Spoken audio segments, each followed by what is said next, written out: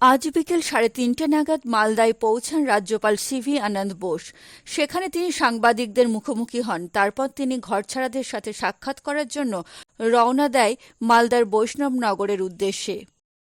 Is to bring the situation back to normalcy at the earliest, and also to establish peace in society. I will listen to the grievances of those who are in the camps here, understand their sentiments, feelings, their needs, then I take proactive action to redress their grievances at the earliest.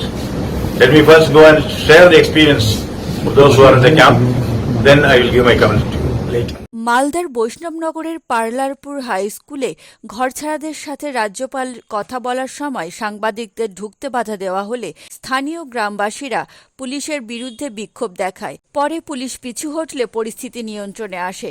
রাজ্যপাল CV আনন্দ বোস ঘরছাড়াদের সাথে বেশ কিছুক্ষণ কথা বলেন। তারপর তিনি মালদা থেকে ফরাক্কার গঙ্গা ভবন গেস্ট হাউসে পৌঁছান।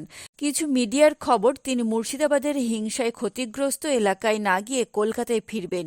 তবে সূত্রের খবর আগামীকাল তিনি শামশেরগঞ্জ ও সুতির উত্তেজনাপ্রবণ এলাকা ঘুরে দেখবেন।